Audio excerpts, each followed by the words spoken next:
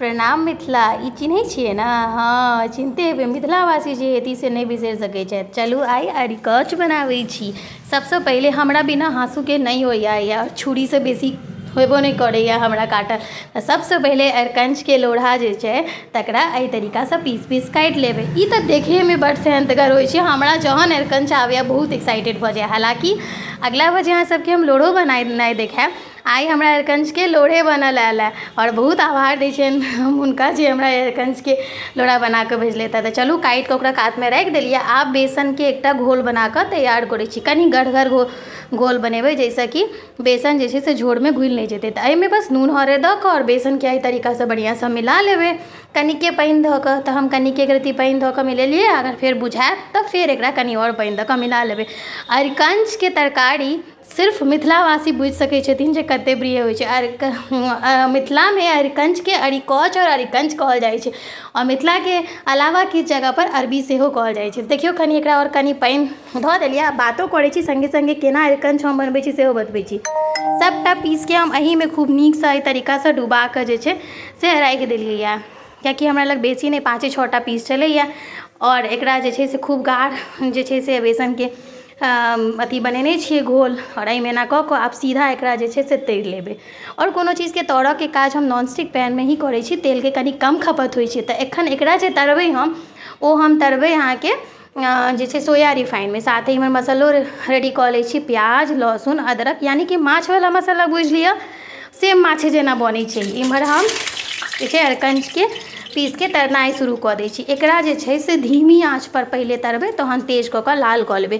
कियाकि अपना सबके दरहेमे अरिकंचके जे छै से सिद्ध कऽ लेबऽके। अच्छा, दोसर बात, हम अक्सर अरिकंचके जे तरऽवला बेसनके घोल बनेने छलहुँ ओहिमे नींबू गाड़ि दै छियै। लेकिन आइके पत्ता बहुत खिच्चा छलैए तऽ हमरा लागल ओकर आवश्यकता नहि पड़तै।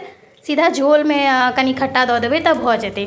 खिच्चा पात छलैए। बहुत स्वादगर बनै छै अरिकंच। जेना हम बनाबै छी तेना बनै छै। तऽ अहाँसब केना बनबै छी? इम्हर प्याज, लहसुन, अदरक जे छै पिसा कऽ तैयार भऽ गेल।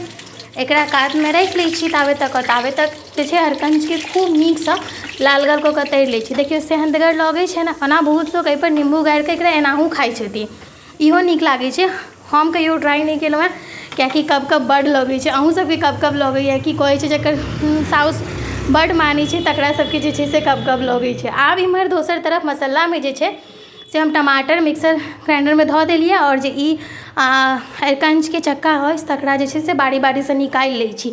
और किएक तऽ एहिमे सोया तेल छै तऽ एहिमे जे छै से हम सोया तेल जे अइ ओकरा निकालि लेबै और निकालि कऽ एहिमे हम सरिसो तेल ऐड करबै। तऽ एकटा बर्तनमे सोया तेलके निकालि कऽ राखि लै छी, ठीक छै। और आब एहिमे हम सरिसो तेल दऽ रहल छी। माछ हुए, अरिकंच हुए या कोनो स्पेशल तरकारी, ओ सरिसो तेलमे बेसी नीक बनै छै। आब एहिमे कनि जीर और कनि हींग खसा कऽ कनि लाल कऽ लेब।